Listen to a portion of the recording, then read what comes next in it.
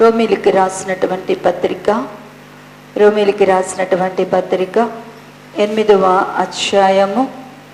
రోమీలికి రాసిన పత్రిక 8వ అధ్యాయము 28 నుంచి 30 వచన భాగములను చదువుదాం. దేవుణ్ణి ప్రేమించు వారికి అనగా ఆయన సంకల్పమును చొప్పున పిలువబడిన వారికి మేలు కలుగుటకై సమస్తము సమకూడి జరుగుచున్నవని ఎరుగుదుము.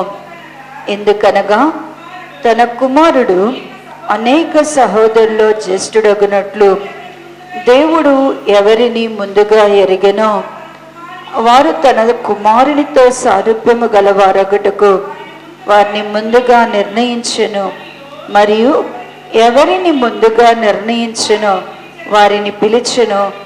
ఎవరిని పిలిచెనో వారిని నీతిమంతులుగా తీర్చెను. ఎవరిని నీతిమంతులుగా తీర్చెనో వారిని మహిమపరచెను. ప్రార్థన చేద్దామండి.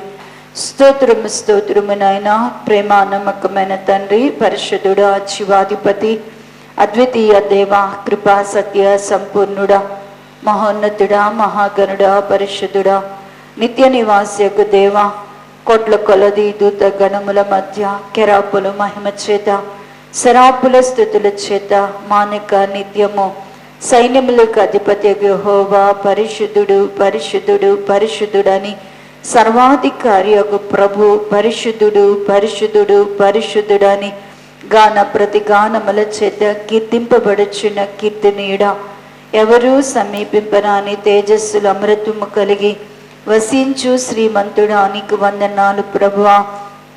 భూమి మీద నైనా అయ్యా లెక్కించుటకు అసాధ్యమైనటువంటి ఈ జన సాంద్రములో నుండి ప్రభువా, అల్పులము ఎన్నిక లేని మమ్మలను ఏర్పాటు చేసుకొని మాలో ఏ మంచితనము యోగ్యత అర్హత లేనప్పటికీ కూడా ప్రభువా, కేవలము నీ కృపను బట్టి నాయన పాపులమైన మమ్మలను ప్రేమించి వెదికి రక్షించి మా కొరకు ప్రభా ఈ లోకానికి నాయన శరీరధారిగా వచ్చి మా పాప భారమంతా నీవే నీ వీపు మీద మోసి నాయన మా దోష అపరాధ పాపముల కొరకు ప్రభువా, మీరే మా కొరకు నీ అమూల్యమైన నిర్దోషమైన రక్తాన్ని అయ్యా మా కొరకు చిందించి మా పాపముల నుండి మమ్మల్ని విడిపించిన గొప్ప దేవుడవు.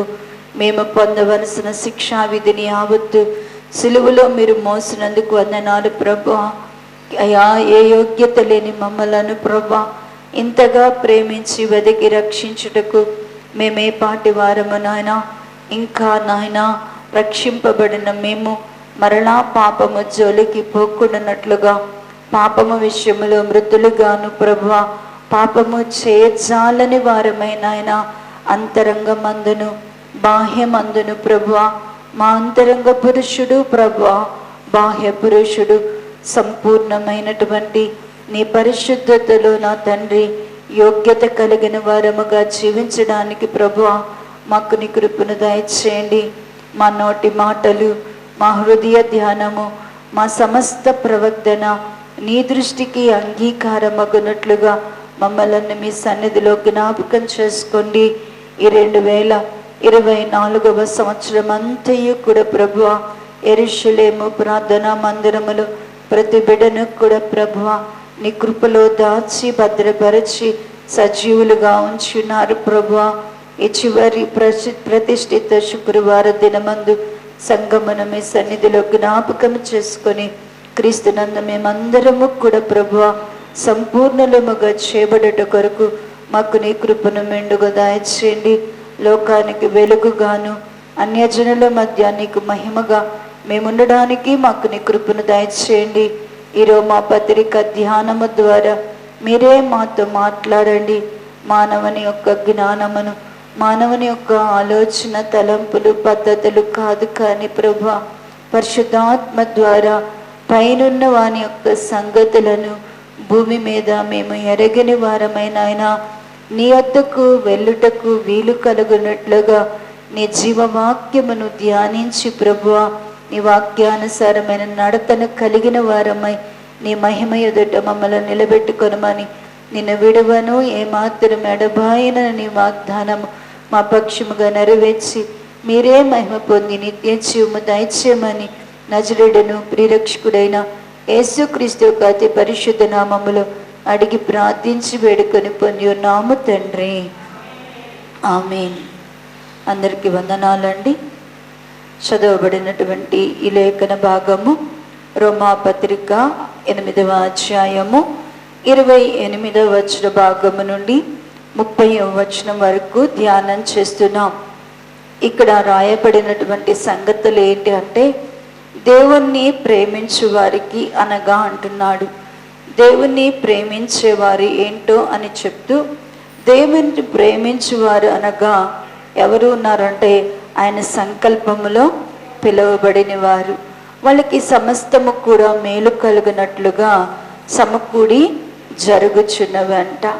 మరి ఎందుకు అంటే కనుక యేసుక్రీస్తు ప్రభు వారిని తండ్రి యొక్క దేవుడు మనకి జ్యేష్ఠుడుగా అనుగ్రహించారు. ఎలా మనకు అనుగ్రహించారంటే జ్యేష్ఠ కుమారునిగా అనుగ్రహించారు. ఇప్పుడు ఆ జ్యేష్ఠుని యొక్క స్వారూప్యములోనికి మనము మార్చబడాల. ఆయన స్వరూపమును మనం ధరించుకొనడం ద్వారా మాత్రమే, యేసుక్రీస్తు ప్రభు వారి యొక్క స్వారూప్యాన్ని మనము పొందుకొనడం ద్వారా మాత్రమే మనము ఆయన సంకల్పములో నిలిచిన వారముగా ఉంటాము. ఆయన స్వారూప్యములో ఉంటవారు మాత్రమే పరలోకములో ఆయనతో కూడా ఉండబోతున్నారు. ఇప్పుడు జ్యేష్ఠుని యొక్క స్వారూప్యాన్ని మనము పొందాలి. యేసుక్రీస్తు యొక్క స్వరూపం అనేది మనకి రావాల. యేసుక్రీస్తు ప్రభు వారి యొక్క స్వరూపం అనేది మనకి ఎలా అనుగ్రహింపబడుతుంది? ఆయన స్వారూప్యములోనికి మనము ఎలా మార్చబడతాము? ఎందుకు అంటే రేపు మనం ఏం అవ్వబోతున్నామో యోహాను గారు ముందుగానే చెప్తున్నారు. మనందరము కూడా ఆయన పోలికలోనే ఉండబోతున్నాం. ఆయన ఎలా ఉంటాడో రేపు మనం కూడా ఆయన ఎదుట నిలబడాలి అంటే ఖచ్చితంగా మనకి ఏ పోలిక రావాలా? ప్రభు యొక్క పోలిక రావాలా, ఆయన స్వారూప్యం అనేది రావాలా. మరి గలతీ సంఘముతో పౌలు గారు చెప్తూ, మీకు ఆల్రెడీ నేనేమి మిమ్మల్ని ఎలా మార్చాను, మరి వారి ఆయన ప్రయాస పరిచర్లు ఎలా ఆయన సంఘాన్ని మార్చారంటే ప్రభు యొక్క స్వరూపంలోనికి గలతీ సంఘము మార్చబడింది. కానీ వాళ్ళు త్రోవ తప్పినప్పుడు, వారు దేవుని యొక్క మార్గములను సత్యాన్ని విడిచిపెట్టినప్పుడు వారు ఏం పోగొట్టుకున్నారు అంటే దేవుని యొక్క పోలిక స్వారూప్యాన్ని పోగొట్టుకున్నారు. ఏదేను వనములో ప్రభు మాట విన్నంత కాలము ఆదాము అవ్వమ్మలు కూడా ఏ స్వారూప్యాన్ని కలిగి ఉన్నారు అంటే ప్రభు యొక్క పోలిక స్వారూప్యాన్ని కలిగి ఉన్నారు. అయితే ఎప్పుడైతే వారు దేవుని యొక్క ఆజ్ఞను అతిక్రమించి వారు పశ్చాత్తాప పడక మరి దేవుని సన్నిధిలో మరి ఒకరి మీద ఒకరు నెపములు చెప్పుకుంటున్నారో, దేవుడు ఆయన ఏదైనాలో నుంచి ఆదామును వెళ్ళగొట్టారు.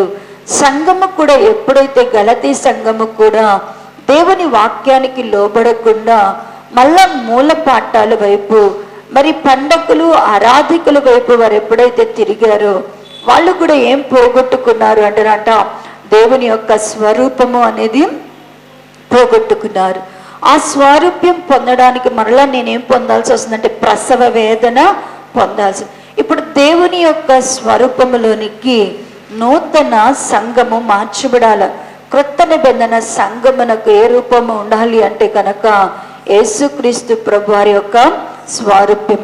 ప్రభు అయిన యేసుక్రీస్తు ప్రభు వారి యొక్క స్వారూప్యాన్ని మనము పొందాలి అంటే ఆ స్వారూప్యాన్ని మనం ఎలా స్వతంత్రించుకొనగలమంటే మొట్టమొదట మనము దేవుని యొక్క జీవమును సంపాదించుకొనుట ద్వారా మనము నూతన స్వభావమును, మనము పాత స్వభావాన్ని విడిచిపెట్టి నూతన స్వభావాన్ని పొందుకొనుట ద్వారా నీతిగా యథార్థమైన దైవభక్తిని మనము కలిగి ఉండటం ద్వారా దేవుని యొక్క పోలిక అనేది దానిలో కనబడుతూ ఉన్నది.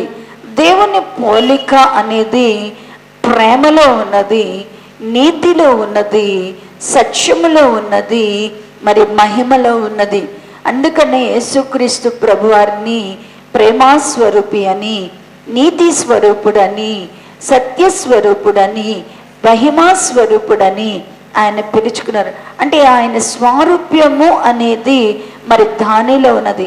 దానిని మనం ఏమై ఉన్నాము అంటే పొందుకొనవలసిన వారమైనాం. ఆ ప్రేమను, ఆ నీతిని, ఆ సత్యాన్ని, ఆ మహిమను మనము పొందుకొనడం ద్వారా ఆయన స్వరూప్యము అనేది మనకి అనుగ్రహింపబడి. అయితే ఆయన స్వరూపము మనకి రావాలి అంటే దేని చేత మరి జీవాన్ని మనం పొందుకుంటాం? దేని చేత మనము ప్రాచీన స్వభావాన్ని విడిచిపెట్టగలుగుతాం? దేని చేత నీతిని, దైవభక్తిని సాధకం చేయగలుగుతాం? దేని ద్వారా ప్రేమ, మరి నీతి, సత్యము, మహిమ అనేది పొందుగలుగుతామంటే ఆయన స్వారూప్యాన్ని పొందడానికి, ఆయన స్వారూప్యం అది క్రీస్తు యొక్క స్వారూప్యము దేనిలో అమర్చబడి ఉన్నదంటే సువార్తలో ఉన్నది.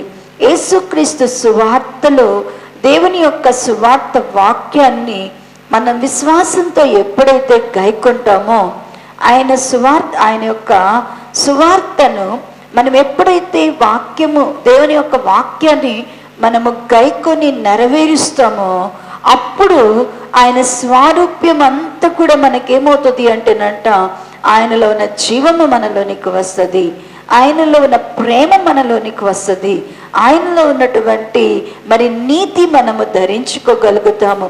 అంటే ఇవన్నీ మనకి రావాలి అంటే ఎలా సాధ్యము అంటే కనుక మనము సువార్తను విశ్వాసముతో గైకొనాల. విశ్వాసంతో ఎప్పుడైతే దేవుని వాక్యాన్ని మనము గైకొంటామో క్రీస్తు యొక్క స్వారూప్యము మనలో ఏర్పడుతుంది. అంత మాత్రమే కాక మనలో మహిమను కూర్చిన జ్ఞానం కూడా వస్తది అనేది మనము ధ్యానం చేసినాం. రెండవది దేవుని యొక్క ఆత్మ ద్వారా, మనము దేవుని ఆత్మ ద్వారానే మనం ఆయన పోలికలోనికి మార్చబడతాం.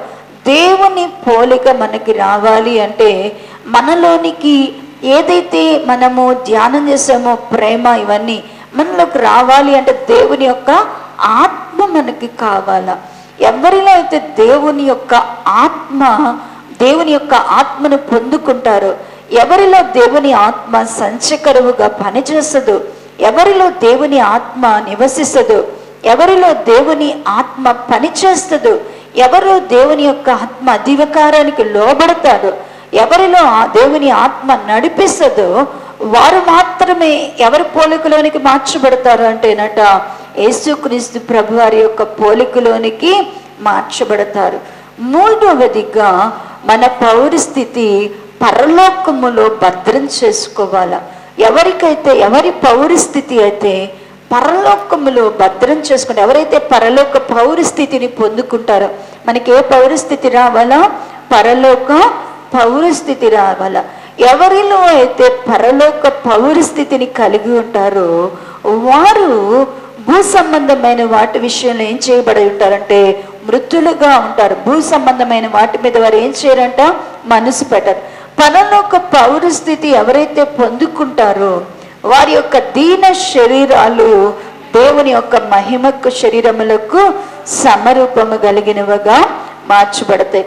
కాబట్టి దేవుని ప్రియ సంగమా, క్రీస్తు యొక్క స్వారూప్యము రావాలి అంటే కనుక మనము మన పరలోక పౌరస్థితిని భద్రం చేసుకోవాలా. నాలుగవదిగా వాగ్దానం ఉండాలి. దేవుని బిడ్డలకు ఏముండాలి అంటే కనుక వాగ్దానము ద్వారా మాత్రమే మనము దైవ స్వభావము కలిగిన వారమై దేవుని పోలికలోనికి మనము మార్చబడతాం. కాబట్టి దేవుని పిల్లలమైనటువంటి మనకు ప్రభువు అనుగ్రహించు పోలిక, ప్రభు యొక్క పోలికలోనికి పౌలు గారు గలతీ సంఘములో చెప్పినట్లుగా మరలా ప్రభు స్వారూప్యము నీలో ఏర్పడే వరకు కూడా ఆయనకి ఏముందంట? ప్రసవ వేదన ఉందంట. ఇప్పుడు దేవుని యొక్క ఆత్మ మన విషయంలో కూడా ఏ విషయంలో దుఃఖపడుతూ ఉంటారు? మన విషయంలో మనకి ప్రభు స్వరూపం వచ్చే వరకు కూడా దేవుడు తండ్రి యొక్క సన్నిధిలో కుమారుడుగా ఉండి ఆయన ఏం చేస్తారంటే మన కోసము ప్రార్థన చేస్తూనే ఉంటారు. మన కోసం మనందరము కూడా దేవుని యొక్క స్వరూపములోనికి మార్చబడాల. ఆ స్వరూపం మనలో ఎప్పుడైతే ఏర్పడుతుందో మనం ఎప్పుడైతే దేవుని పోలికలోనికి మార్చబడతామో ఆయన రాకడలో మనము కూడా ఆయన వలె ఉంటాము అన్న సంగతిని మనము ధ్యానం చేస్తున్నారు. ఈ 30 వచ్చిన భాగంలోనికి చదివితే కనుక, మరియు ఎవరిని ముందుగా నిర్ణయించును వారిని పిలిచెను, ఎవరిని పిలిచెను వారిని నీతిమంతులుగా తీర్చెను, ఎవరిని నీతిమంతులుగా తీర్చెను వారిని మహిమపరచెను. దేవుడంట ముందుగా ఇక్కడ అంటున్నాడు, ఇదంతా నేను మీకు సంకల్పం చెప్పి సంకల్పంలోని పిలుపుని గురించి చెప్పేటప్పుడే వివరించేశాను. ఒకసారి జ్ఞాపకం చేస్తాను. దేవుడు మనల్ని ముందుగానే ఏం చేశాడంట? నిర్ణయించుకున్నాడంట. ఎప్పుడు మనల్ని నిర్ణయించుకున్నాడు? జగత్ పునాది వేయబడక మునిపే. ఎఫెసీ పత్రిక 1వ అధ్యాయ భాగములో ఆయన 7వ వచన భాగములో అంటున్నాడు కదా, ఆయన ఎప్పుడు మనల్ని ఏర్పాటు చేసుకున్నాడో చెప్తూ ఎఫెసీ పత్రిక 1వ అధ్యాయం 6వ వచన భాగములో చదివితే, చివర్లో చదవండి అమ్మా. జగత్ పునాది వేయబడబనక మునిపే ప్రేమ చేత ఆయన క్రీస్తులో మనలను ఏర్పరచుకునెను. ఆయన ఎప్పుడు మనల్ని ఏర్పాటు చేసుకున్నాడు అంటేనంట, ఏ కాలంలో మనల్ని ఏర్పాటు చేసుకున్నాడు అంటేనంట, ఆయన ఎప్పుడు నిర్ణయించుకున్నాడంట మనల్ని?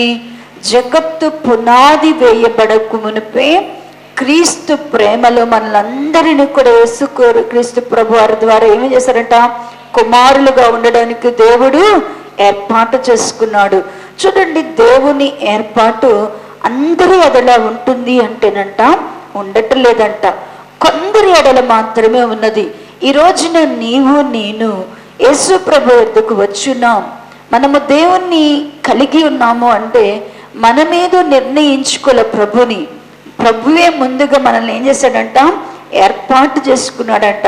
ఎలా ఆయన ఏర్పాటు చేసుకున్నాడు అంటే చూడండి, దేవుని యొక్క వాక్య భాగములో ద్వితీయోపదేశ కాండము మనల్ని ఆయన ఏర్పాటు చేసుకున్నప్పుడు చెప్తూ, ద్వితీయోపదేశ కాండము 7వ అధ్యాయము 6వ వచన భాగము నుండి చదివితే, తీసరమ్మ 152వ పేజీ 6వ వచనం. నీవు నీ దేవుడైన యెహోవాకు ప్రతిష్ఠిత జనము.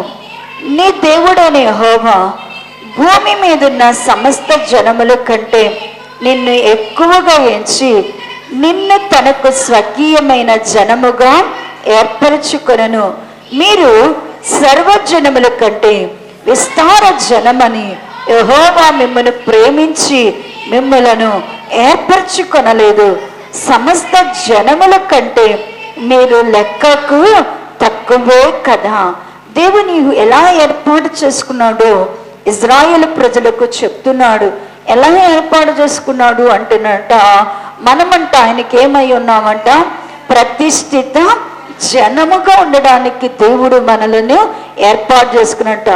భూమి మీద ఉన్నటువంటి సమస్త జనుల కంటే మనల్ని దేవుడు ఎలా ఇచ్చాడంట? ఎక్కువగా. ఈ మాట ఎంత బాగుంటుంది! ఈ మాట మీరు చదువుకుంటూ వెళ్ళిపోతారేమో కానీ మనం దీన్ని ధ్యానం చేస్తే అర్థమవుతుంది. ఒక్క పాలు ఎక్కువగా ఎంచడము అంటే, పిల్లలు ఉన్నారనుకోండి, మీ అమ్మ నాన్నకి 3 పిల్లలు 4 పిల్లలు ఉన్నారనుకోండి, వాళ్ళందరిలో ఒక్కళ్ళని ఎక్కువగా చూస్తే ఎట్టుంటుంది?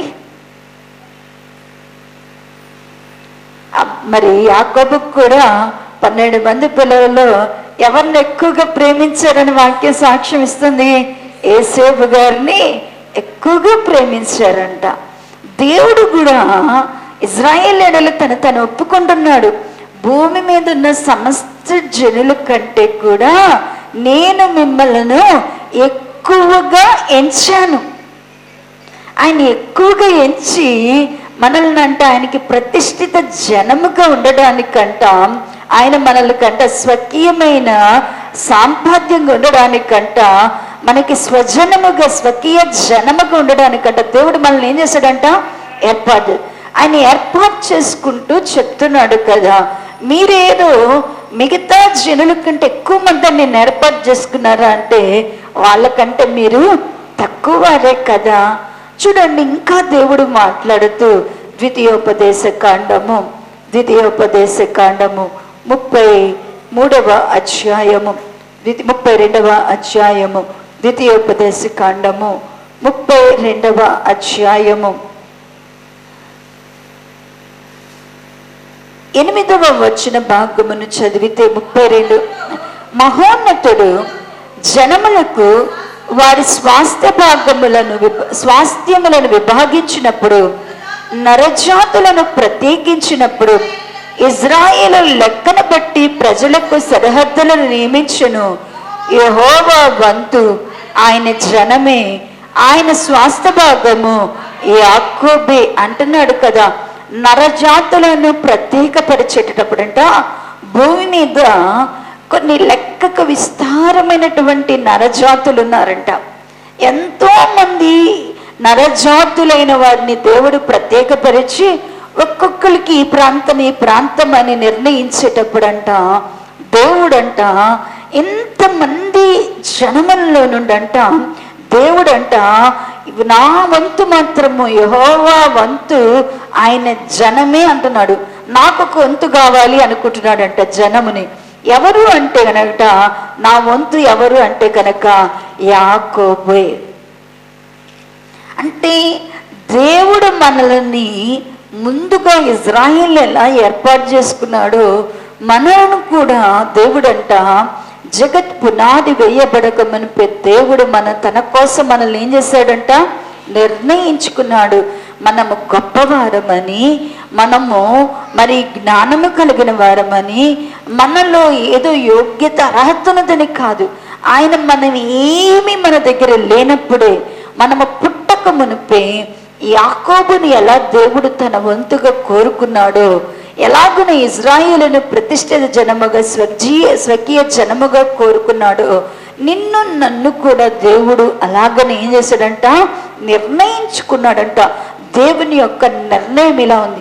ఆమోసు గ్రంథంలో కూడా చూస్తే చూడండి ప్రియులారా, ఆమోసు గ్రంథం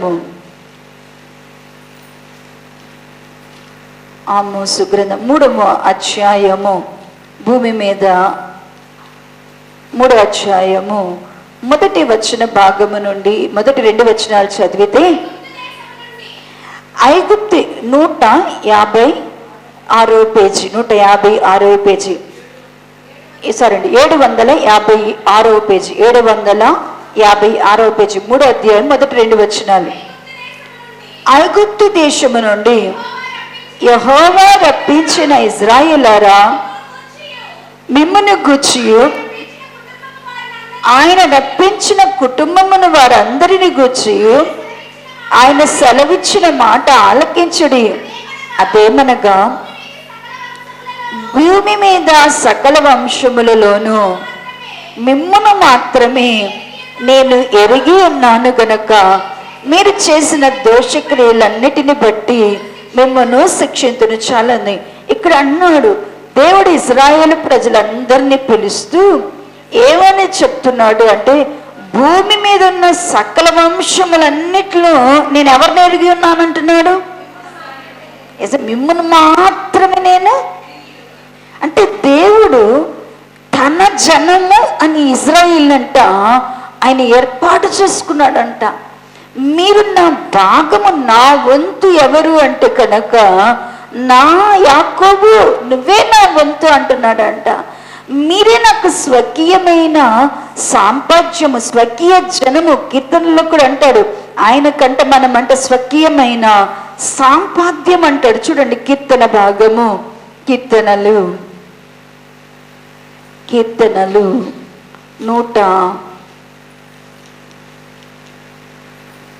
135వ కీర్తన 135వ కీర్తన 135వ కీర్తన 4వ వచన భాగమును చదివితే, యెహోవా తన కొరకు యాకోబుని ఏర్పరచుకొనెను, తనకు స్వకీయ ధనముగా ఇజ్రాయేలును ఏర్పరచుకొనెను.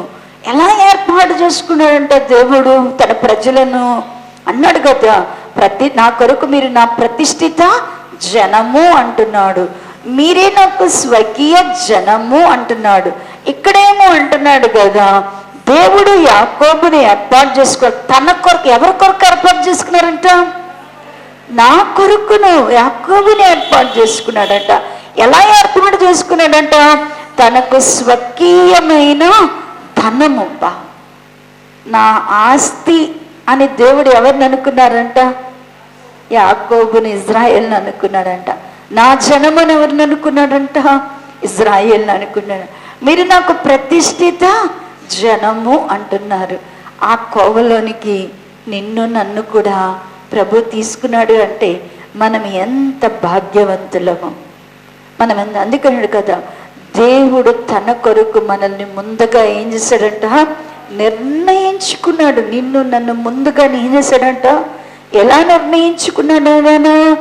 మీరు నాకు ప్రతిష్ఠిత జనమని, స్వకీయమైన సాంపాజ్యమని, స్వకీయ ధనమని, స్వకీయ జనమని ఆయన కొరకంట. భూమి మీద ఉన్న సమస్త జనుల్లో కూడా నేను ఎవరిని ఎరిగి ఉన్నాను అంటున్నారు? ఎంతమంది ఉన్నా కూడా నేను మాత్రం ఎవరిని ఎరిగి ఉన్నాను అంటున్నాడు? ఇజ్రాయేలులను ఎరిగి ఉన్నాను. వారిని మాత్రం నేనేమై ఉన్నాను? ఎరిగి ఉన్నాను. ఎందుకు అంటే ఈ మాట చెప్పడానికి, ఇజ్రాయేలులంట ఏదైనా తప్పు చేస్తే వెంటనే దేవుడు వాళ్ళని కొడతాడంట. తప్పు చేస్తే ఏం చేస్తాడు అంటేనంట, కొడతాడంట. ఎందుకయ్యా? ప్రపంచంలో అందరూ తప్పు చేశారు, వాళ్ళని కొట్టు. మమ్మల్ని మాత్రం ఏం చేస్తున్నావు? ఈ పగల కొడుతున్నావు. మమ్మల్ని మాత్రం ఏం చేస్తున్నావు? అస్సలు ఉపేక్షించట్లే. మా ఈపులు మాత్రం పగల కొడుతున్నావు. ఎందుకు అంటే దేవుడు అంటున్నాడంట, వాళ్ళ నాకు తెలియదు కానీ మీరు మాత్రము నాకు. అప్పుడు వెంటనే ఒకసారి నేను ఇలానే ప్రార్థన చేస్తున్నాను. ఎక్కడ ప్రార్థన చేశానో నాకు ఈ ప్రశ్నకి చాలా కాలానికి అర్థమైంది. ఎందుకంటే మేము ఏదైనా చిన్న తప్పు చేసినా కూడా వెంటనే ఆ తప్పు యొక్క ఫలాన్ని నేను చూసేదాన్ని, వెంటనే ఆ శిక్షను చూసేదాన్ని. చూస్తే అప్పుడు నాకు అనిపించేది అనమాట, అందరూ ఇదే పనిని మిగతా వాళ్ళు చేస్తే సక్సెస్ అవుతున్నారు కదా, నేనెందుకు చేస్తే నాకు సక్సెస్ అవ్వటలేదు? ఎందుకు అవ్వటలేదు అంటే నాకు మాత్రం ఎదురు దెబ్బ ఎందుకు తగులుతుంది అనుకుంటే, అప్పుడు దేవుడు నాకు అర్థమయ్యేటట్లు చెప్పాడు. ఎందుకంటే నేను ఆయన బిడ్డను కాబట్టి నేను తప్పు చేయడం ప్రభుకి ఇష్టం లేదు. ఇది ఎప్పుడంటే మాకు పెళ్ళైన కొత్తలో మేము అమెరికా వెళ్ళాలని వీసాకి వెళ్తే నా భర్త అన్ని సర్టిఫికేట్లు, మేము చదవని సర్టిఫికేట్లు కూడా అన్నీ పెట్టేశాడు. అంటే మాకు ఆ కంప్యూటర్ కోచింగ్, మాకు ఆ కంప్యూటర్ కోర్సులు వచ్చు, ఈ కోర్సులు అన్నీ వచ్చు. అది వెళ్ళేటప్పుడే ప్రార్థనే మాకు ఇది రాదు అనేది అర్థమవుతుంది. నాకు తెలిసిపోతుంది. ఆ ప్రార్థనలోని నాకు ఒక పశ్చాత్తాపం ఉంది. వెళ్తే మా భర్త తిడుతున్నాడు, అసలు ఇట్లాంటి ప్రార్థన ఎవరైనా చేస్తారా అని. మాకు ఎట్లయితేనే వెళ్ళడానికి అవకాశం రాలా. అప్పుడు ఇంటికి వచ్చి ప్రార్థన చేస్తున్నాను. మా వారు కూడా ఇది అంటున్నాడు, ఇదే సర్టిఫికేట్లు అందరూ పెడితే వెళ్ళిపోతారు, మనం ఎందుకు వెళ్ళటం లేదు? దేవుడు అసలు ఎక్కడున్నాడు? మన దేవుడు ఎక్కడున్నాడు? సహాయం చేయకుండా అంటే అప్పుడు నాకు అర్థమైంది. అంటే తప్పుడు రికమెండేషన్లు, లంచాలు, మరి అబద్ధమైనవి మనం పెట్టుకుంటే దేవుడు మనల్ని ఎక్కడ కూడా ఏం చేయడు అంటారంట, వర్ధిల్లనీయడు అనేది నాకు అర్థమైపోయి, అలా నన్ను వర్ధిల్లనీయకపోవడానికి కారణము ఎందుకు అర్థమైందంటే, నేను ఆయన సొత్తును, నేను అబద్ధాన్ని ఆశ్రయించడం, మోసం చేయడము, అవినీతి చేయడము, అయోగ్యంగా ఉండడము దేవుడికి ఎంత మాత్రం కూడా ఇష్టమే లేదు అలా చేయడము. ఎందుకు అంటే కనుక నేను ఆయనకి, అందుకని ఇజ్రాయేలు ప్రజలకు కూడా అంట, తప్పు చేస్తే ఈ పగిలిపోయేదంట వాళ్ళకి. ఎందుకయ్యా నువ్వు మమ్మల్ని శిక్షిస్తున్నావు అంటే, భూమి మీద ఉన్న సకల జనులు మోసం చేయనియండి, అబద్ధం ఆడనివ్వండి, అన్యాయం చేయనియండి, అక్రమం చేయనియండి, వాళ్ళని చూసి చూడనట్టు వదులుతాను కానీ మీరు నా ప్రజలు, మీరు అట్టుంటే మాత్రం ఎందుకు అంటే ఇజ్రాయేల్ అంట దేవుని రాజ్యంలోనికి వెళ్ళేటప్పుడు అంట వాళ్ళు ధైర్యంగా వెళ్తారంట. సిగ్గుపడకుండా దేవుని రాకడలో, రెండవ రాకడ అంటే 1000 ఏళ్ల పరిపాలన కాలంలోనికి యూదులు, ఇజ్రాయేల్ వారు ధైర్యంగా వెళ్తారంట. వెళ్ళేటప్పుడంట సమస్త అన్యజనులు అంటారంట, ఏమని, వీళ్ళని మాత్రమే ఎందుకు నువ్వు కనికరిస్తున్నావు? వీళ్ళకి ఎందుకు? వీళ్ళు మాలాగా తప్పులు చేశారు కదా, వీళ్ళు మాలాగా పొరపాట్లు చేశారు కదా, వీళ్ళెందుకు దేవుని రాజ్యంలోనికి వెళ్ళనిస్తున్నావు? వీళ్ళకేంటి అంటే వాళ్ళు పొందవలసిన శిక్షణ భూమి మీదే 2 పొందేశారు. దేవుడు అంటే ఇజ్రాయేల్కి శిక్ష అంతా ఎక్కడేసేసేస్తాడు అంటేనంట, వాళ్ళ తప్పు చేసిన ప్రతి తప్పుకి శిక్ష ఎక్కడేసాడంటేనంట, భూమి మీదే వేసేసాడంట. అందుకని వాళ్ళు అనుభవించాల్సి, వాళ్ళని నరకంలో నుండి వారిని తప్పించడం కొరకంట దేవుడు అంట వాళ్ళకి ఇక్కడే శిక్ష వేశాడంట. మనల్ని కూడా దేవుడు, ప్రియులారా, మీరు అబద్ధములో వర్ధిల్లలేకపోతున్నారా? మోసములో వర్ధిల్లలేకపోతున్నారా? చెడుతనములో మీకు వెంటనే దేవుడు మిమ్మల్ని గుణపరుస్తున్నారా? అప్పుడు మీరు అనుకోవలసింది ఏంటి అంటే కనుక, దేవుడు నన్ను ఎరిగి ఉన్నాడు, నేను ఆయనకి స్వకీయమైన స్వాస్థ్యమును, నేను సత్తుడు కాబట్టి ప్రభు నన్ను తప్పు చేయకుండా నన్ను శిక్షిస్తున్నాడు. నన్ను తప్పు చేస్తే ఆ శిక్షకు నాకు ఎక్కడ ఏం చేస్తున్నాడు? ఫలాన్ని ఇస్తున్నాడు. నేను ఆయన ముందుగా ఆయన నన్ను ఏం చేసుకున్నాడంట? నిర్ణయించుకున్నాడు. నిన్నేం చేశాడంట? నిన్ను ఎరిగి ఉన్నాడు కాబట్టి నిన్నేం చేస్తున్నాడు? దేవుడు శిక్షిస్తున్నాడు, గుణపరుస్తున్నాడు, బాగు చేసుకుంటున్నాడు. ఆయన ముందుగా మనల్ని ఏం చేస్తున్నాడంట? ఎరిగినాడు. యేసుక్రీ తండ్రి దేవుడు కూడా చెప్తూ, యోహాను సువార్త చూడండి ప్రియులారా, యోహాను సువార్త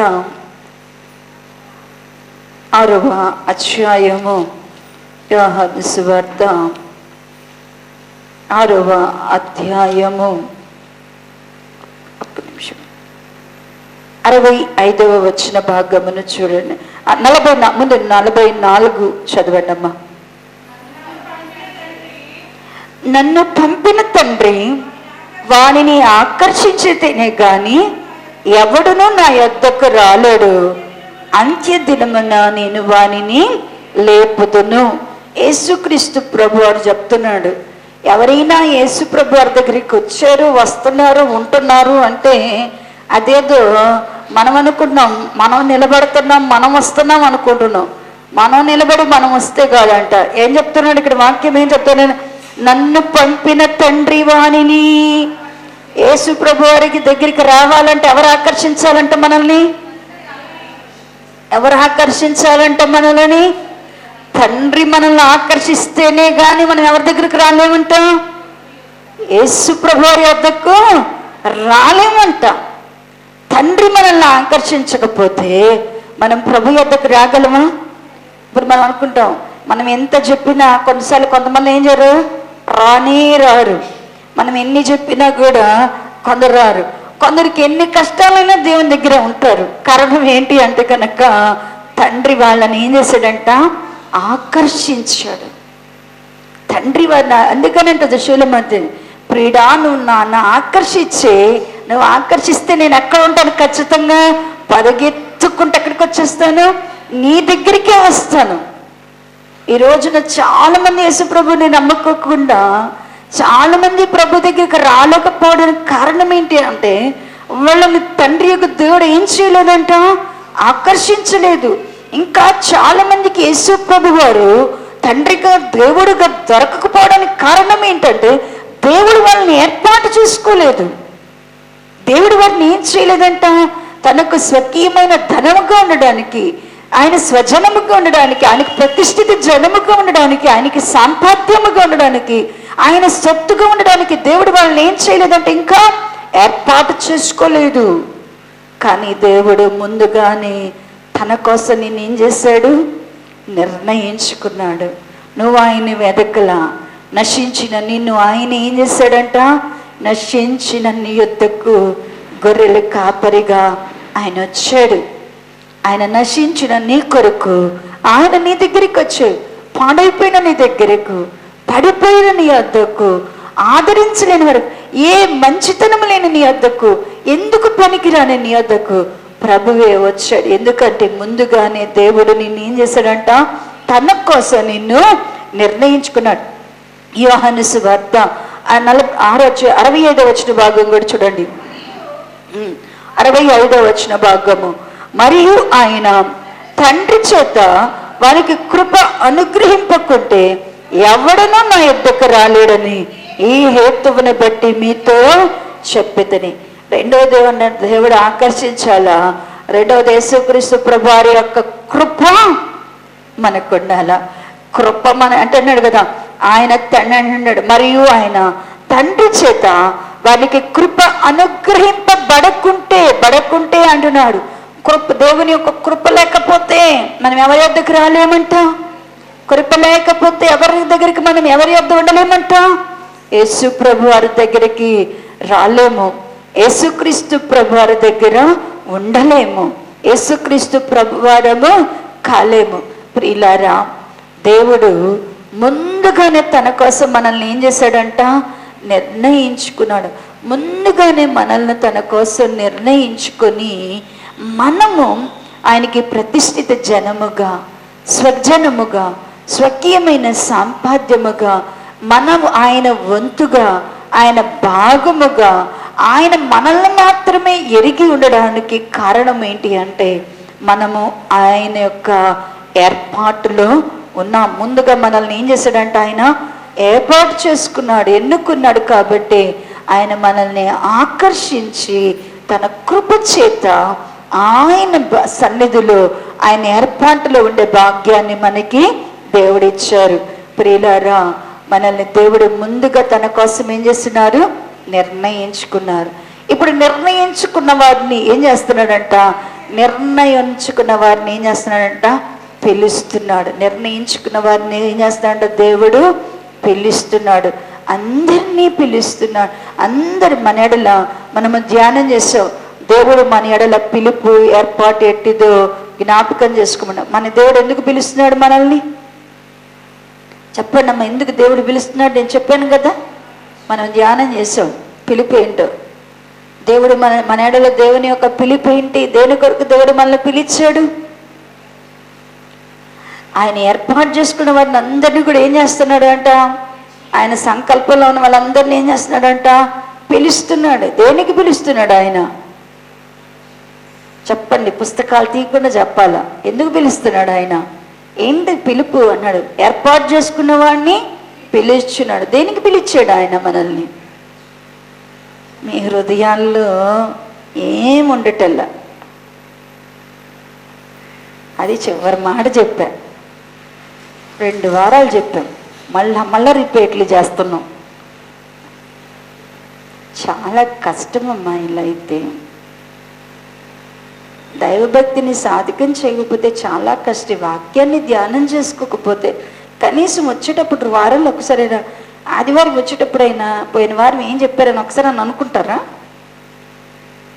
శనివారం రోజు పడుకునేటప్పుడైనా పోయిన వారం దేవుడు ఏం మాట్లాడాడు నాతో ఒక్కసారి రిపీట్ చేసుకుని పడుకుంటారా?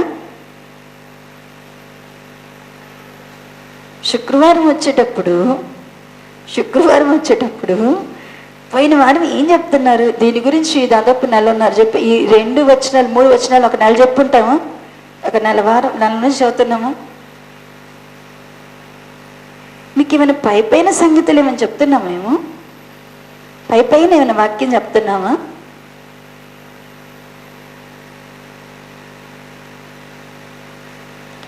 పైన సంగతులు ఏం చెప్పటం లేదే. దాన్ని సారమంతా లాక్కొచ్చి బయటికి పిప్పితో సహా బయటికి ఏళ్ళు కూడా చూపిస్తున్నాం. మీకు మొక్క ఏంది, ఏళ్ళు ఏంది కూడా చూపించి మీకు అర్థమయ్యేటట్టు చెప్పడానికి ప్రయత్నం చేస్తుంటే, చెప్పండి, దేని కొరకు దేవుడు మనల్ని పిలిచాడు?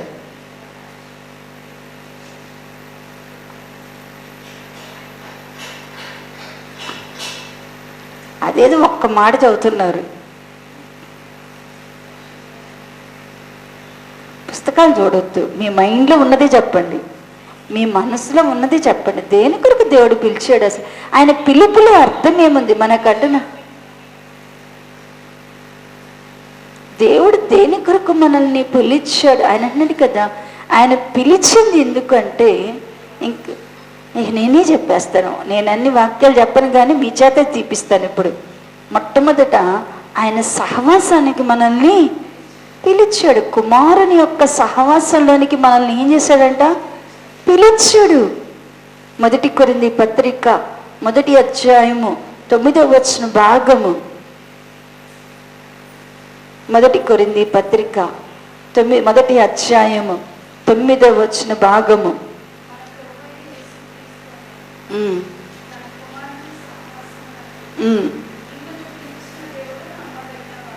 తీసాడమ్మా. దేనికోసం పిలిచాడంట దేవుడు? పిలుపులో ఏమిందంట అంటే ఏర్పాటు చేసుకున్న వారిని పిలిచింది దేనికంట? పిలిచాడు. ఇప్పుడు పిలిచాడు అంటే ఎందుకు పిలుస్తున్నారు? ఇప్పుడు మేము కూర్చున్నాము, ఎవరినైనా పిలిచాము అంటే ఎందుకు పిలుస్తాం? ఏదైనా సంగతి ఉంటేనేనా? సంగతి లేకుండా పిలుస్తామా ఎవరినైనా? ఒక వ్యక్తిని పేరు పెట్టి పిలిచారు అంటే దేవుడు ఏదైనా సంగతి ఉంటేనే కదా పిలిచేది. ఇప్పుడు పిలుస్తున్నాడు అంటే దేవుడు ఎందుకు పిలుస్తున్నాడంట? దేవుడు దేవుడు నిర్ణయించుకున్న వారిని దేని కొరకు పిలుస్తున్నాడంట? దేవుడు ఎవరితో సహవాసానికి? తన కుమారునితో సహవాసం చేయడానికి పిలుస్తున్నాడు. ఎందుకు సహవాసం చేయాలా? సహవాసం చేయాలంటే ఎవరు సహవాసం చేస్తారు? ఆయనతో సహవాసం చేయాలంటే ఎవరు చేస్తారు? ఆయనతో కుమారునితో సహవాసం చేయాలంటే ఏం చేయాలా? ఎవరు సహవాసం చేయగలరు? ఎవరిలో అయితే చీకటి ఉండదో, ఎవరిలో అయితే చీకటి ఉండదో వాళ్ళే ప్రభుతో ఏం చేయగలరంట? సహవాసము చేయగలరంట. సహవాసం చేస్తే ఏమొస్తుంది? ఎన్ని చెప్పేశాను, ఇంకా దాన్ని వివరించను. సహవాసం చేస్తే ఏమొస్తుంది? ఎందుకు సహవాసానికి పిలిచాడు? సహవాసంలో ఉన్న బెనిఫిట్ ఏంటి మనకి? సహవాసానికి పిలిచాడు. ఎందుకు పిలిచాడు సహవాసానికి? ఊరినే సహవాసానికి దేవుడంట ఆదాము అవ్వని కొరకు తయారు చేసుకుంది దేని కొరకంట? ఆయన స్వారూప్యాలు చేసుకుంది. ఎందుకు?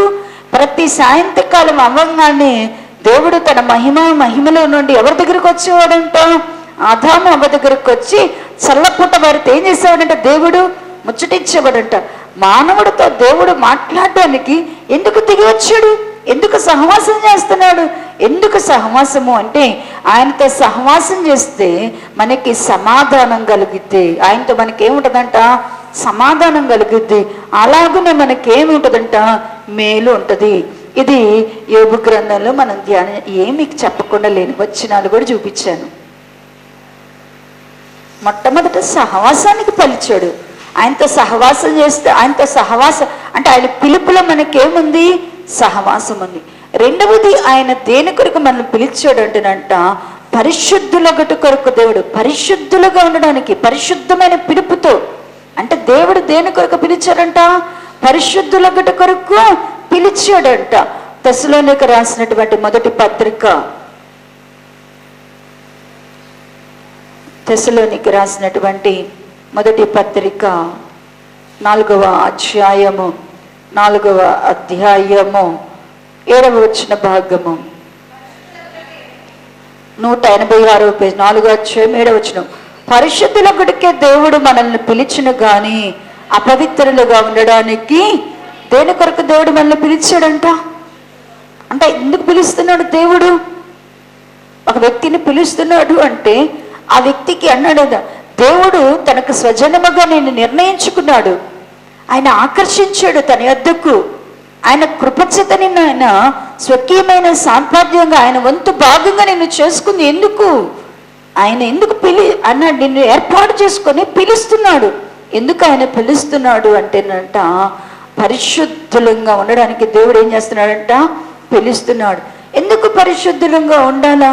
దేవుని బిడ్డలమైనటువంటి మనకి. అందుకని అంటాడు కదా, ఇదే ఈ యొక్క చూడండి 1 కొరింథీ రాసిన పత్రిక 1వ అధ్యాయంలోని 2వ వచన భాగంలో అంటున్నాడు చూడండి. కొరింథీలో ఉన్న దేవుని సంగమనకు అనగా క్రీస్తునందు పరిశుద్ధపరచబడిన వారే, పరిశుద్ధులుగా ఉండుటకు పిలువబడిన వారికి. అసలు ఈ పత్రిక అంటే సంఘము అంటే ఏ పిలుపులో ఉండాలంట? కొత్త నిబంధన సంఘం దేంట్లో ఉండాలంటున్నాడు? పరిశుద్ధపరచబడిన వారై పరిశుద్ధులుగా ఉండడానికి పిలువబడ్డాం. దేని కొరకు మనం పిలువబడుతున్నామంట? పరిశుద్ధులంగా ఉండడానికి పిలువబడ్డాం. పరిశుద్ధులంగా ఉండడానికి పిలువబడ్డాం. అంటే ఈ పిలుపు నీ దగ్గర, అంటే దేవుడు నిన్ను పిలుస్తున్నాడు అంటే సహవాసానికి పిలుస్తున్నాడు. పరిశుద్ధులుగా ఉండడానికి దేవుడు ఏం చేస్తున్నాడంట? పిలుస్తున్నాడు. పరిశుద్ధులుగా ఉండడానికి తిమోతి పత్రికలో కూడా మనం ధ్యానం చేశాము. 1 తిమోతి 9వ భాగంలో పరిశుద్ధులుగా ఉండడానికి మనం అందరం కూడా ఏమై ఉన్నామంట? తిమోతికి రాసినటువంటి పత్రిక 2వ పత్రిక 1వ అధ్యాయము 10వ భాగములు అంటున్నాడు. ఇంకా అదంతమ్మా, మనలను రక్షించి పరిశుద్ధమైన పిలుపుతో ఆయన మనలను పిలిచెను. ఖచ్చితంగా ఆయన పిలుపులో మనం విన్న పిలవబడ్డాము అంటే ఆ పిలుపులోనే మనకి ఏముందంట? సహవాసం ఉండాల. రెండవది ఏముండాలంట? పరిశుద్ధత ఉండాల. పరిశుద్ధుల కొరకు దేవుడు మనల్ని ఏం చేశాడంట? పిలిచాడంట. మూడవది, మన దేని కొరకు పిలిచాడు?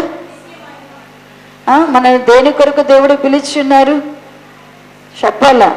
దేనికి మనకి మన ఎడల పిలుపు ఏంటి అయి ఉన్నది?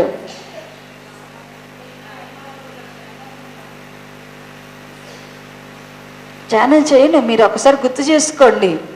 ఆయన మనల్ని పిలిచాడు అంటే దేవుడు తన పిల్లలను దేని కొరకు దేవుడు ఆయన పిలిచున్నాడు.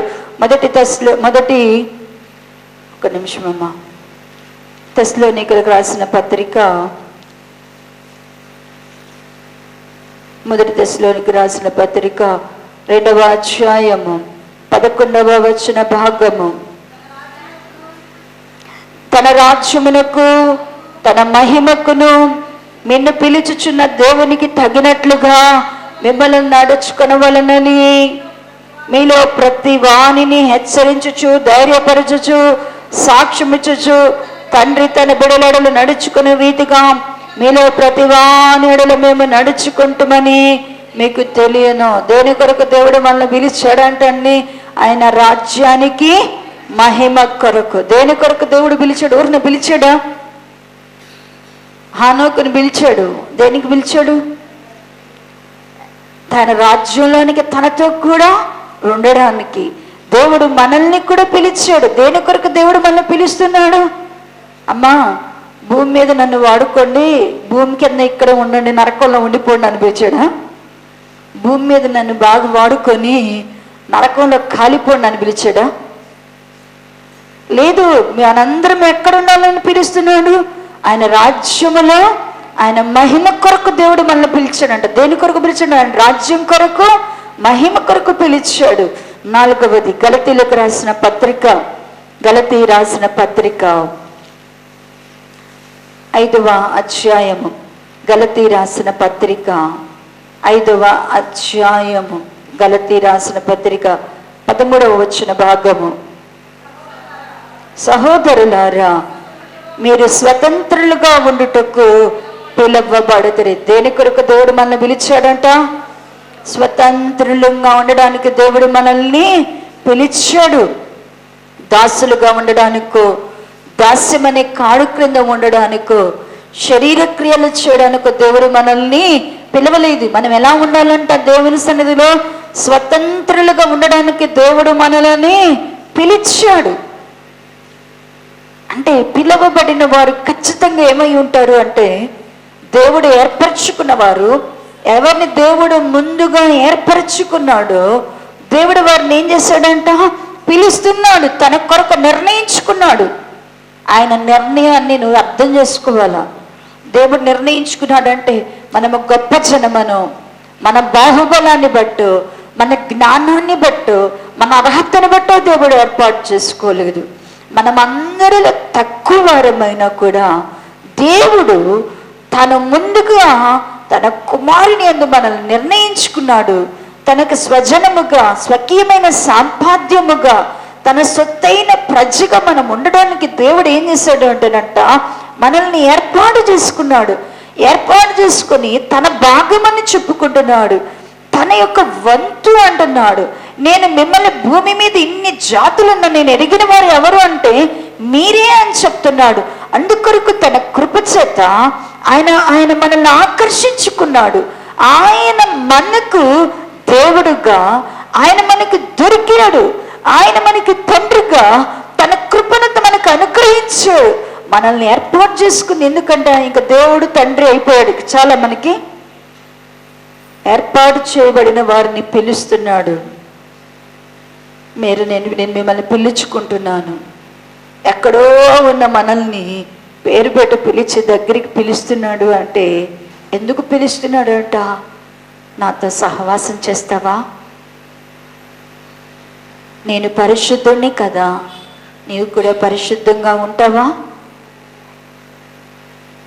నేను నా రాజ్యాన్ని, మహిమను నీకు ఇస్తాను, తీసుకుంటావా? నేను స్వతంత్రుడను, నువ్వు కూడా స్వతంత్రుడు అవుతావా? స్వతంత్రురాలు అవుతావా? అబ్బా, దేవుడు ఇన్ని అంతే కదా. మనం ఎవరైనా పిలిస్తే ఏం చేస్తాం? పిలిచేది ఎందుకు? మాట్లాడడానికేనా? కాదు. మనం పిల్లల్ని పిలుస్తాం, నేను చెప్పిన మాట ఇంటే చాక్లెట్ ఇస్తాను, తీసుకుంటావా అంటాను అనుకో. మనం పిలిచి వాళ్ళని ఊరికనే పంపించాం కదా. దేవుడు కూడా మనల్ని ఇలాగున దేవుడంట ముందుగా నిర్ణయించుకుని మనలను ఆయన ఏం చేస్తున్నాడంట? పిలుస్తున్నాడు. ఎవరినైతే దేవుడు ఏర్పాటు చేసుకుంటున్నారో వారిని ఇందుకొరకు దేవుడు పిలుస్తున్నాడు. ఎవరైతే పిలుపులో లోబడతారో వాళ్ళని ఎలా మార్చుకుంటాడంటే, ఇప్పుడు వీళ్ళకు ఒక మార్పు వస్తుందంట. ఏం మార్పు ఇస్తాడంట?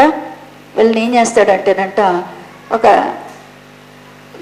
గౌతమ్ స్కూల్లో చదివారు, కేకేఆర్ గౌతమ్కి వెళ్ళారనుకోండి, సెక్షన్లు ఉంటాయి. కేకేఆర్ గౌతంలో సెక్షన్లు ఉంటాయి. ఏం సెక్షన్లు ఉంటాయి అంటే కనుక ఆ స్కూల్లో చదివిన పిల్లలకి ఏముంటుందంటే, వాడుకున్నటువంటి ప్రజ్ఞను బట్టి, వాడుకున్న నైపుణ్యతను బట్టి ఆ టీచర్లు ఏం చేస్తూ ఉంటారంటేనంట, వాళ్ళకి సెక్షన్లు డివైడ్ చేస్తారు.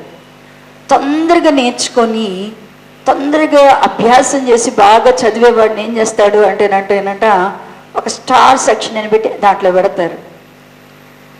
దానికంటే తక్కువ ఉన్న వాళ్ళు ఇంకొక సెక్షన్, అట్లా ఏం చేస్తారు అంటేనంట, వాళ్ళు అంటే పిల్లలందరూ ఒకే వయసు వాళ్ళే, పిల్లలందరూ ఒకే వయసు వాళ్ళు, కానీ వాళ్ళ యొక్క జ్ఞానము, వాళ్ళ యొక్క సాధకములో మాత్రం ఏముంది అంటేనట, మార్పు ఉంది. కొందరు పిల్లలు ఏం చేస్తారు, బాగా కష్టపడి చదివి ఏం చేస్తారు, మొదటి సెక్షన్లోకి వెళ్తారు. చదవకుండా కూర్చునేవాడు ఎక్కడ ఉంటాడు?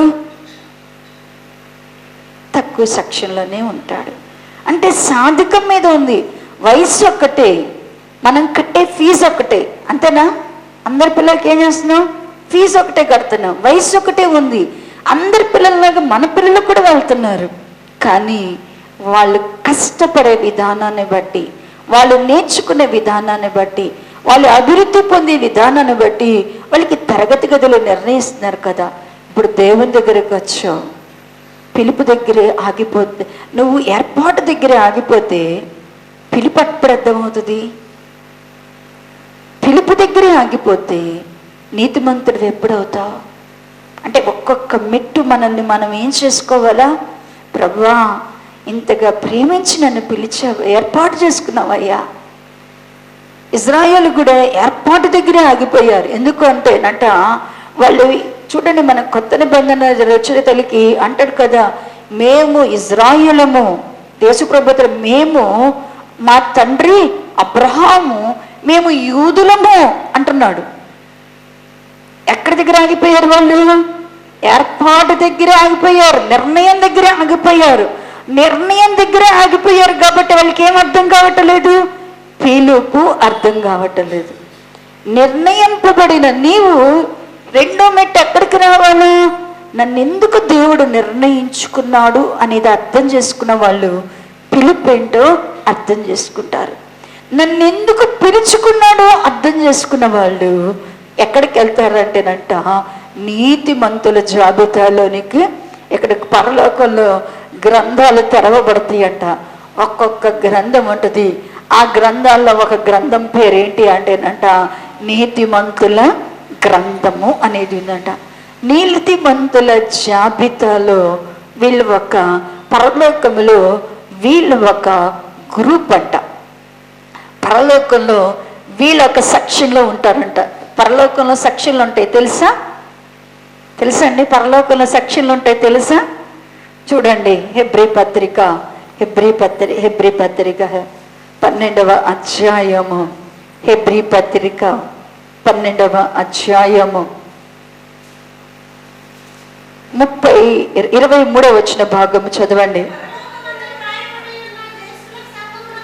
పరలోకమందు వ్రాయబడి ఉన్న జ్యేష్ఠుల సంఘమునకును వారి మహోత్సవమునకు అందరి న్యాయాధిపతి అయిన దేవుని యొద్దకును సంపూర్ణ సిద్ధి పొందిన నీతిమంతుల ఆత్మ యొద్దకు. ఇక్కడ అద్భుతమండి, ఇక్కడ ఒక సంఘం ఉంటుంది. ఏ సంఘం ఉందంట? ఒక సెక్షన్ ఉంది. ఏ సెక్షన్ ఉంది పరలోకంలో? జ్యేష్ఠుల సంఘము. వాళ్ళకు ఒక మహోత్సవం ఉందంట పరలోకంలో. ఈ తర్వాత అంటున్నాడు కదా, 3వ అంటున్నాడు, సంపూర్ణ సిద్ధి పొందిన నీతిమంతుల ఆత్మలు. ఇంకెవరున్నారంట? సంపూర్ణ సిద్ధి పొందిన వీళ్ళకు ఒక సెక్షన్ ఉందంట. సంపూర్ణ సిద్ధి పొందిన నీతిమంతులకు కూడా పరలోకంలో ఏముందంట? ఒక సెక్షన్ ఉందంట. పరలోకంలోకి మనం అనుకుంటున్నామేమో, పరలోకంలోకి వెళ్ళిన తర్వాత మనం ఎట్టుంటామంటే, మనమంటే ఇక్కడ మన భక్తి చేసిన దాన్ని బట్టి పరలోకంలో దేవుడు మనకేం చేస్తాడంట? ఫలాన్ని ఇస్తాడంట. పేతురు గారు అదే అడుగుతున్నాడు, అయ్యా మమ్మల్ని సమస్తాన్ని వదిలిపెట్టి రమ్మన్నావు, తల్లి వద్దన్నావు, తండ్రి కంటే ఎక్కువగా ప్రేమించమన్నావు, అక్క చెల్లెల కంటేనో అన్నదమ్ముల కంటే ఎక్కువగా ప్రేమించమన్నావు, ఆస్తులను పనులు అన్నీ వదిలేసి నీ కొరకు రమ్మంటున్నావు. నీ కొరకు వస్తే మాకేమిస్తావంటే, పరలోకంలో మీరు నా కోసం మీరు ఎన్ని నష్టపోతారో భూమి మీద. బాగా గుర్తుపెట్టుకోండి, ప్రభు కొరకు మనం ఒక్క సమయాన్ని, ప్రభు కొరకు ఒక్క పూట మనము మన ఇష్టాన్ని మనం త్యాగం చేస్తే పరలోకంలో దానికి దేవుడు ప్రతిఫలం ఇస్తాడు. మనం ఏం చేస్తామంటే, మన ఇష్టాన్ని దేవుని చిత్తాన్ని బ్యాలెన్స్ చేద్దాం అనుకుంటాం. అది ఎప్పటికీ కుదరదు. దేవుని కొరకు మన సమయాన్ని, దేవుని కొరకు మన ధనాన్ని, దేవుని కొరకు మన ఇంటిని, దేవుని కొరకు మన పిల్లలను, దేవుని కొరకు మన ఆస్తులను మనము వదులుకుంటున్నాము అంటే ఖచ్చితంగా దేవుడు పరలోకములో దీనికి ఏం చేస్తాడంట? ఫలాన్ని ఇస్తాడు. ఇప్పుడు జ్యేష్ఠుల సంఘము ఒక సంఘముగా ఉన్నారంట పరలోకంలో. సంపూర్ణ సిద్ధి పొందినటువంటి నీతిమంతులు ఒక సంఘముగా ఉన్నారంట. అక్కడ సంపూర్ణ సిద్ధి పొందిన నీతిమంతులు ఉన్నారంట. ఇంకా ఎవరున్నారు అంటేనంట, ఇక్కడ చెప్తూ అంటున్నాడు కదా, 24వ వచన భాగంలో అంటున్నాడు కదా, క్రొత్త నిబంధనకును మధ్యవర్తైన హేబేలు వద్దనుకు, హేబేలు కంటే మరి శ్రేష్టముగా పలుకు ప్రోక్షణ రక్తమునకు మీరు వచ్చున్నారు. కొంతమంది ఏమో ఎక్కడున్నారు అంటేనంట, యేసుక్రీస్తు యొక్క రక్త ప్రోక్షణ క్రింద ఉన్నారంట. కొంతమంది ఎక్కడున్నారంట? యేసుక్రీస్తు ప్రభు అని యొక్క రక్త ప్రోక్షణకు ఉందంట. వీళ్ళు జ్యేష్ఠుల సంఘంలో గలవరు. వీళ్ళు సంపూర్ణ సిద్ధి పొందిన వారికి సంఘంలో గలవరు. వీళ్ళ రక్త ప్రోక్షణ కింద ఉన్నారు. ఎక్కడ ఉన్నారంట? రక్త ప్రోక్షణ క్రింద ఉన్నారు. ఎలా? మీకు అర్థం అవడం కోసం, తప్పిపోయిన కుమారుడు అన్ని పాడు చేసుకున్నాడు. చివరికి ఎట్టొచ్చాడు తండ్రి దగ్గరికి? ఎట్టొచ్చాడు? మారు మనసు పొంది వచ్చాడు, అంతే. మారు మనసుతో వచ్చాడు. పెద్ద కుమారుడు అంటున్నాడు, నాన్న నాకేమైనా వదిచ్చావా? ఒక గొర్రె పిల్ల అయినా నాకు ఎప్పుడైనా ఎట్టని పండగ చేసావా? నాకేమైనా చెప్పులు పెట్టావా? నాకు ఉంగరం పెట్టావా? నా కోసం ఏమైనా ఏం చేసావంటే దేవుడు అంటున్నాడు కదా, కుమారుడా నువ్వేం బాధపడద్దు, ఇక నావన్నీ నీవే. ఇప్పుడు మరి కొడుకేంటి? చిన్న కొడుకేంటి? రక్త ప్రోక్షణ క్రింద ఉన్నాడు, అంతే. ఎక్కడున్నాడంట? మారు మనసు అనే దాని క్రింద ఉన్నాడు, అంతే. నా దగ్గర ఉన్నదంతా మాత్రం ఇప్పుడు ఎవరిది? నీదే. పిల్లరా, కొందరు రక్త ప్రోక్షణ కింద మాత్రమే ఉంటారు. తప్పిపోయి ఇప్పుడు సిలువ వేయబడినటువంటి దొంగ ఉన్నాడు. రెండో దొంగ ఉన్నాడు. ఇప్పుడు రెండో దొంగ ఒక్కటే అన్నాడు, ఇక చచ్చిపోతాడు కొంచెం సేపులో. ఒకే మాట అంటున్నాడు, అయ్యా నీ రాజ్యంతో నువ్వు వచ్చినప్పుడు నన్ను జ్ఞాపకం చేసుకో ఇంకోసారి. ఇక ఈయన దేవుని కొరకు ఏమి చేయలే, దేవుని కొరకు ఏం పోగొట్టాలి. లాస్ట్ మినిట్లో ఒక్కటే ఓటు పొందాడు. ఎక్కడికి వచ్చాడు? రక్త ప్రోక్షణ క్రిందకు వచ్చాడు. రక్త ప్రోక్షణ కింద వచ్చాడు. వాళ్ళు అక్కడ ఉన్నారు. అప్పుడు పరలోకంలో నాకు ఈ కథ, ఈ విషయాన్ని ఒక సండే స్కూల్ టీచర్ చెప్పింది. అది బాగా నా హృదయంలో నాటుబడిపోయింది అనమాట. చాలామంది అంటే పరలోకంలోకి వెళ్ళిపోయిన తర్వాత మారు మనసు పొంది దేవుని కొరకు ఏమి చేయకపోతే, మారు మనసు పొందినాక దేవుని కొరకు మనం ఏం చేయకపోతేనంట, పరలోకంలోకి వెళ్ళిన తర్వాత మనం రక్త ప్రోక్షణ కింద మాత్రం అంటానంట. దేవుడు అంట ప్రతి వాని వాని వాని క్రియలను బట్టి దేవుడు ఏం చేస్తాడంట? జీతాన్ని, బహుమానాన్ని ఇస్తాడా? జీతం పరలోకంలో కూడా ఏముందంట? అందరికీ జీతం ఉంది, బహుమానం ఉంది. అప్పుడంట వీళ్ళు అడుగుతారంట, ప్రభువా మాకిచ్చే జీతం ఏంటి, మాకిచ్చే బహుమానం ఏంటి అంటే, నా కుమారుడా, నా కుమారి, నీకు ఆయుష్ ఇచ్చి ఆరోగ్యం ఇచ్చాను, నువ్వు మారు మనసు పొందావు, నా కొరకు ఏం చేశావు? నా కొరకు నువ్వేం చేసావు? నీ బలాన్ని నా కొరకు వినియోగపరిచావా? నీ ధనాన్ని నా కొరకు వినియోగపరిచావా? నీ శక్తిని నా కొరకు ఉపయోగపరిచావా? నా కోసం నువ్వేం చేసావు? నువ్వు నా కోసం ఏం చేసావు?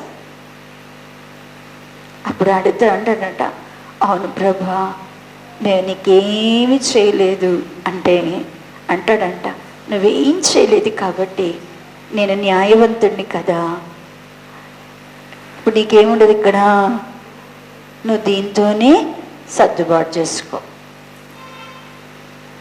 పరలోకంలోనికి వెళ్ళిన తర్వాత ఆయన ఇష్టం, ఆయన ఎవరికి ఏమి ఇస్తాడు అనేది ఆయన ఇష్టం.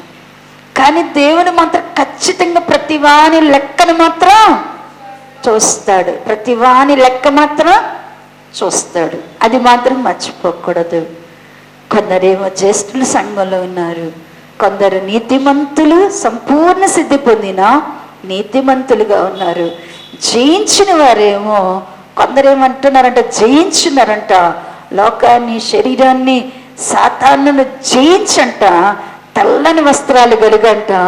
వాళ్ళు ఎక్కడున్నారు అంటేనంట, మొదటి వరుసలో ఉన్నారంట, కూర్చున్నారంట. మా అమ్మ మొదటి వరుసలో కూర్చుంది కదా అని, అమ్మ నీ పక్కన వచ్చి కూర్చుంటాను ప్లేస్ వచ్చు అంటే, అమ్మా ఇక్కడ నీకేం కావాలి అంటే తెల్లని వస్త్రం కావాలా. అది ఎవరికి వాళ్ళు ఏం చేయాలంట? సంపాదించుకోవాలి. తెల్లని వస్త్రం కోసం ఏం చేయాలంట? సంపాదించుకోవాలి. జయించి నువ్వు సంపాదించుకో. అంటే దేవుని యొక్క సన్నిధిలో, పరలోకంలో కూడా ఇన్ని అంటే ఇంతగా దేవుడు పరలోకమున సియోను పట్టణం మీద ఎంతమంది కనపడితే వాళ్ళ యొద్దకు మనం వెళ్ళాలంట. ఇప్పుడు నీతిమంతుల, సంపూర్ణ సిద్ధి పొందిన నీతిమంతుల ఆత్మలు అక్కడ ఉన్నాయంట.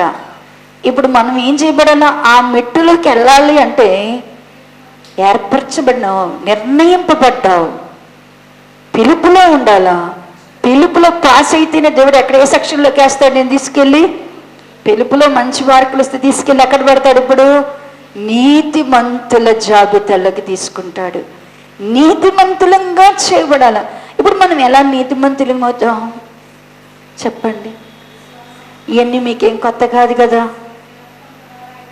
నీతిమంతులం ఎట్టవుతాం చెప్పండి? ఎట్టయితే నీతిమంతులం అవుతాం మనం? ఈ రోమపత్రిక ధ్యానం చేసేటప్పుడు ఎన్నిసార్లు చెప్పుకున్నాము, ప్రభు మనం ఎలా నీతిమంతుడు ఒక్కడు లేడు, నీతిమంతుడు ఒక్కడు లేడు అన్నాడు. మరి మనం ఎట్ట నీతిమంతులం అవుతాం చెప్పండి? ఎట్లా మనం నీతిమంతులం కాగలము? మరి ఇప్పుడు నీతిమంతులంగా పిలువబడిన మనం ఏం చేయబడాలా? నీతిమంతులుగా చేయబడితేనే ఆయన మనకేమిస్తాడు? మహిమను. మనం పోగొట్టుకొనిన మహిమను ఇస్తాడు. ఇప్పుడు నీతిమంతులంగా మనం ఎలా చేయబడాలా చెప్పండి? మీరు బైబిల్ తిప్పకుండా మీ హృదయానికి, మీ మైండ్కి కొద్దిగా పని చేయవేపట్టండి. విశ్వాసం వలన నీతిమంతులం అవుతాం అనేది ఒకటి వచ్చింది. వచనాలతో కూడా చెప్పాలి. రోమా పత్రికలోనే చాలా ఉన్నాయి, చెప్పండి. రోమా పత్రికలో ఉన్నాయి, చెప్పండి.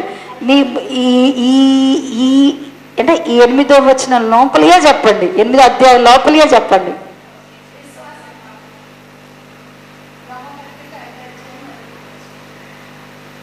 రోమా పత్రిక 5వ అధ్యాయము 1వ వచన భాగంలో ఉంది, విశ్వాసం వలన నీతిమంతులయ్యున్నారు. అంతకంటే ముందుగా ఇంకా చెప్పండి. విశ్వాసం వల్ల తీయొద్దు, మీరేమి చూడొద్దు, బైబిల్ చూడొద్దు. మీ హృదయాన్ని, మీ మనసునే పరీక్షించుకోండి. ఇవేం మీకు తెలియని వాక్యాలు ఏం కాదు.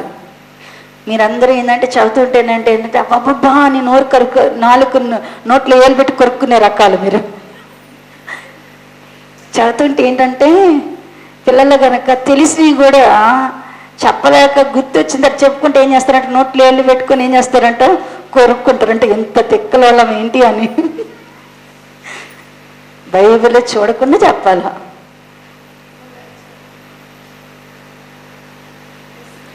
యేసుక్రీస్తు ప్రభు వారి యొక్క రక్తము వలన మొట్టమొదట మనము నీతిమంతులముగా క్రొత్త నిబంధన సంఘం ఎలా చేయబడుతుంది అంటే కనుక ఆయన రక్తం వలన. కీర్తనలు సరే అండి, ఈ రోమాపత్రిక 5వ అధ్యాయ భాగంలో ఉంది. రోమాపత్రిక 3వ అధ్యాయంలో ఆయన రక్తము ద్వారా కరుణాధారముగా ఆయన రక్తము చిందించడం వలన మనం అందరం ఏమైపోయినామంట, నీతిమంతులముగా ఉచితంగా ఏం చేయబడుతున్నాం. రెండవది, యేసుక్రీస్తునందులో విశ్వాసం వలన మనందరం దేని వలన నీతి వలన చేయబడుతున్నాం, మనమందరము మన ఆయన అందులో విశ్వాసం వలన మనందరము కూడా ఏం చేయబడుతున్నాము అంటే కనుక నీతిమంతులముగా చేయబడుతున్నాము. 4వ అధ్యాయంలో ఉంది, మరి 4వ అధ్యాయంలో ఉంది, 3వ అధ్యాయంలో ఉంది, 5వ అధ్యాయము. ఈ 3 వచనాలలో ఆయన యొక్క ఆయన విశ్వాసం వలన మనందరం కూడా ఏం చేయబడుతున్నామంటే నీతిమంతులుగా చేయబడుతున్నాం. ఆయన మరణ పునరుద్ధానము ద్వారా, అంటే మన అపరాధములను బట్టి ఆయన చనిపోయి మనము నీతిమంతులుగా చేయబడ్డానికి ఆయన తిరిగి లేచి ఉన్నాడు. రోమాపత్రిక 4వ అధ్యాయము చివరి వచన భాగంలో ఉంటుంది. ఆయన మరణ పునరుద్ధానము ద్వారా మనం ఏం చేయబడుతున్నామంటే నీతిమంతులముగా చేయబడుతున్నాం. 4వదిగా రోమాపత్రిక 5వ అధ్యాయ భాగంలోనే ఆయన విధేయత చూపుట ద్వారా మనందరం కూడా ఎలా మనం ఆయన విధేయత వలన మనందరం కూడా ఏం చేయబడుతున్నామంటే నీతిమంతులముగా చేయబడుతున్నాం. తీతు గ్రంథము 3వ అధ్యాయ భాగములో ఆయన కృప ద్వారా మనందరము కూడా ఏం చేయబడుతున్నామంటే నీతిమంతులంగా చేయబడుతున్నాం. ఇది నేను నీతిమంతులు చెప్పేటప్పుడు మీకు ఎన్నోసార్లు చెప్పాను. ఇప్పుడు ఏర్పరచబడిన మనము నిర్ణయింపబడిన మనల్ని దేవుడు ఏర్పరచుకొని మనల్ని పిలుచుకొని మనల్ని ఏం చేస్తున్నాడు అంటే ఇప్పుడు నీతిమంతులుగా చేస్తున్నాడు. మనల్ని నీతిమంతులుగా చేయడానికి ఆయన రక్తాన్ని మన కొరకు చిందించాడు. మనల్ని నీతిమంతులుగా చేయడానికి ఆయన ఏమిచ్చినాడంటే విశ్వాసమును అనుగ్రహించినారు. విశ్వాసము ద్వారా మనం ఏమవుతున్నామంట నీతిమంతులముగా చేయబడుతున్నాం. ఆయన మరణ పునరుద్ధానము ద్వారా మనం ఏం చేయబడుతున్నాం, నీతిమంతులుగా చేయబడ. ఆయన విధేయత ద్వారా మనము నీతిమంతులముగా చేయబడుతున్నాం. ఆయన కృప ద్వారా మనం ఏం చేయబడుతున్నాం, నీతిమంతులు. అవి ఎక్కడ ఉన్నాయో జస్ట్ ఒకసారి రిఫర్ చేసి ప్రార్థనలోకి వెళ్ళిపోదాం. చూడండి ప్రియులారా, ఒకసారి ఆ మాటలు జ్ఞాపకం చేసి మీకు ముందు రోమాపత్రిక 5వ అధ్యాయ భాగంలోనే తీసుకురండి. చాలా విషయాలు ఉంటాయి. రోమాపత్రిక 5వ అధ్యాయము రోమాపత్రిక 5వ అధ్యాయము మొదటి వచ్చిన భాగములో కాబట్టి విశ్వాసం వలన మనము నీతిమంతులమైన 9వ వచ్చిన భాగమును చదవండి. 9వ వచనం, కాబట్టి ఆయన రక్తము వలన ఇప్పుడు రక్తము వలన నీతిమంతులము. 4వ అధ్యాయము 25వ వచన భాగము, ఆయన మన అపరాధముల నిమిత్తము అప్పగింపబడి మనము నీతిమంతులుగా తీర్చబడుటకై లేపబడిన ఆయన పునరుద్ధానము ద్వారా మనకేమొచ్చిందట, నీతిమంతులముగా చేయబడి ఉన్నాము. 5వ అధ్యాయము 19వ భాగము. ఏలయనగా ఒక మనిషిని అవిధేయత వలన అనేకులు పాపులుగా ఎలాగను చేయబడతారో అలాగనే ఒకని విధేయత వలన అనేకులు నీతిమంతులుగా చేయబడదురు. అంటే మనం నీతిమంతులుగా చేయబడడానికి దేవుడు ఏమి మనకు అనుగ్రహించినారో తీతుకు రాసినటువంటి పత్రిక తీతు పత్రిక 3వ అధ్యాయము, తీతు పత్రిక 3వ అధ్యాయము 6వ భాగము. మనము ఆయన కృప వలన నీతిమంతులుగా తీర్చబడి, మనం ఎలా నీతిమంతులుగా తీర్చబడుతున్నాం? ఆయన కృప వలన మనం అందరము కూడా నీతిమంతులముగా తీర్చబడుతున్నాం. అంటే దేవుడు మనల్ని నీతిమంతులుగా చేయడానికి మనల్ని వేటిని సాధికంగా ఇచ్చారు అంటేనట ఆయన కృపను, ఆయన రక్తాన్ని. మన నీతిమంతులుగా చేయబడ్డానికి ఆయన రక్తాన్ని మన కొరకు చిందించారు. ఆయన మరణ పునరుద్ధానాన్ని మనకిచ్చున్నారు. ఆయన యందలి విశ్వాసాన్ని మనకిచ్చి ఉన్నారు.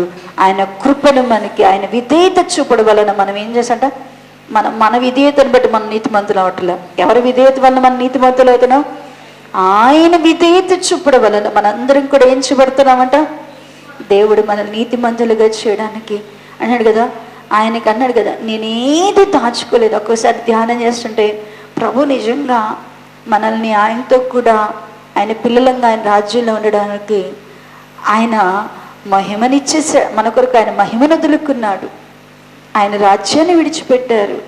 ఆయన యొక్క మన శరీరాన్ని ధరించుకున్నాడు. మన రక్తం మనలాగా శోధింపబడ్డాడు, నిందింపబడ్డాడు, బాధపడ్డాడు. ఆయన రక్తాన్నంతా మనకి ఇచ్చేసాడు. ఆయన ప్రాణాన్ని మన కొరకు ఇచ్చేసాడు. ఆయన కృపను మనకి ఇచ్చేసాడు. ఆయనలో ఉన్న విశ్వాసమును మనకి ఇచ్చేస్తున్నాడు. ఆయన విధేయత చూపించి మనల్ని అందరినీ కూడా ఏం చేశాడంటేనంట, నీతిమంతులుగా చేశాడు.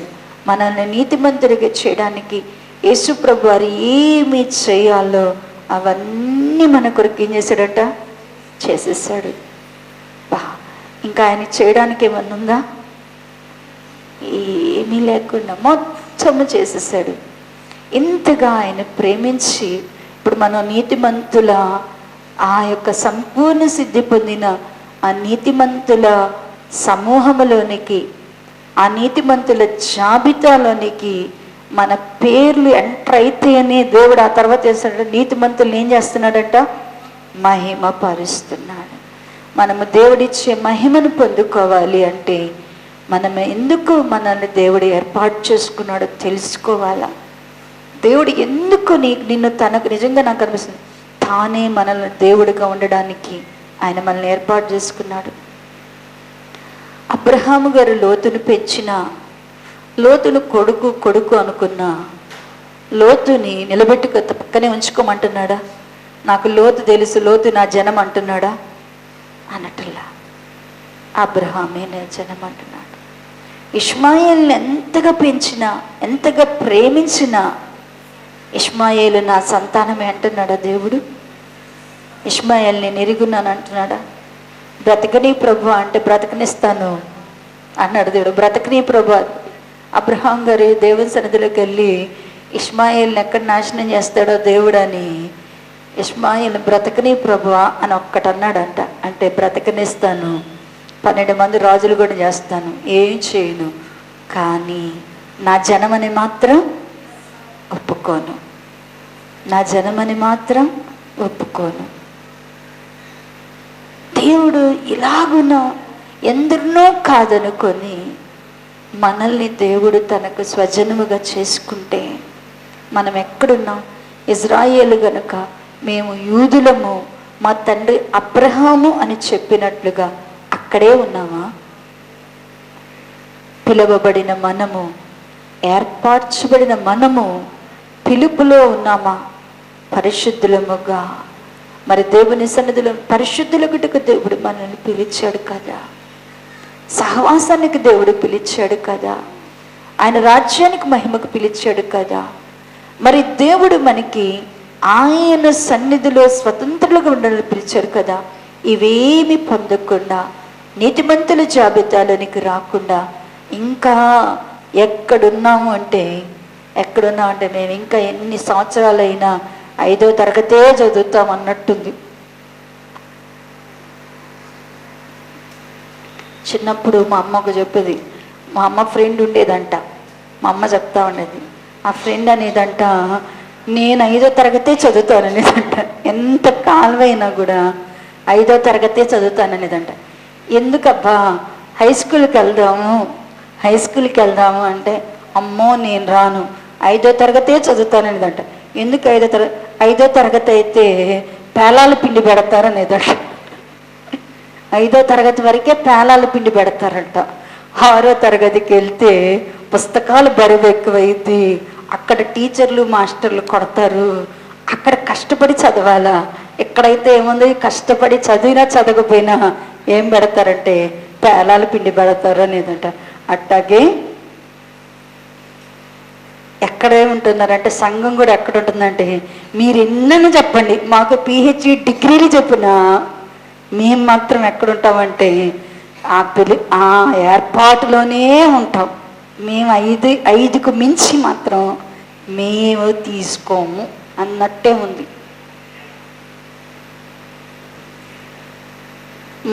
మొన్న వాక్యము యూట్యూబ్లో మా బావగారు వింటున్నాడంట. వింటూ ఆ వాక్యం చెప్తున్నాడంట మా అక్కకి, ఇది చాలా హై అండ్ పీపుల్కి చెప్పాల్సిన వాక్యం. అంటే ఏంటి, బాగా ఆత్మీయంగా బలంగా ఉన్న వాళ్ళకే వీళ్ళు చెప్పే వాక్యాలు అర్థంగా ఉంటాయి.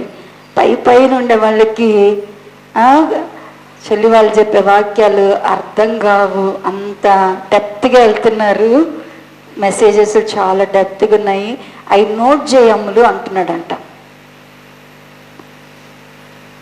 అవి మళ్ళీ ఎవరు చెప్పరు కూడా, అవి నోట్ చేసుకో ఆ ప్రతి పాయింట్ అంటున్నారంట. నాకు అర్థమయ్యేటట్టు దాన్ని వివరించు. మనకి ఎంత చెప్పినా కూడా దేవుడేమో మనల్ని ఏ స్థాయిలో కోరుకుంటున్నాడు, పరలోకంలో ఉన్నట్టు చూస్తున్నాడు ఆయన మనల్ని. మనమేం ఎక్కడుంటామంటున్నాం, మీరు పరలోకంలో చెప్పినా మేము మాత్రం 5వ తరగతిలోనే ఉంటాం. ఇట్లా ఉంటే ఈ సంవత్సరాంతంలోకి వచ్చారు, వచ్చే సంవత్సరం కొత్త సంవత్సరం నుంచి అయినా దేవుని కొరకు నువ్వు నేను ఏం చేస్తున్నావు? దేవుడు ఏర్పాటు చేసుకున్నాడు, ఏర్పాటు దగ్గరే ఉన్నామా?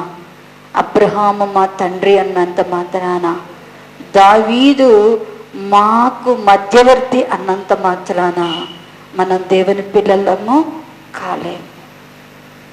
మనము ఇజ్రాయేలు యూదులతో పాటుగా యేసుక్రీస్తు ప్రభువారి ద్వారా మనము పిల్లలమని చెప్పుకున్నంత మాత్రాన పిల్లలము అనే మాట దగ్గర ఆగిపోతున్నాం. కానీ మరి ఇంకా ముందుకు వెళ్ళాలా. నిర్ణయించబడిన మనము పిలువబడిన పిలుపుకు తగినట్టుగా పరిగెత్తాలా. పిలుపుకు తగినట్లు పరిగెత్తుతూ నీతిమంతులముగా ఆయన జాబితాలో మనం ఏం చేయబడాలా? ముద్ర వేయబడాలా. నీతిమంతులమైతేనే దేవుడు తన వారిని ఏం చేస్తున్నాడంట? మహిమ పరుస్తున్నాడు. ఆ మహిమను పొందేవారు కూడా అటు కృపా దేవుడు సంఘానికి దయచేయునుగాక. తల వచ్చినట్టయితే ప్రార్థన చేసుకుందాం.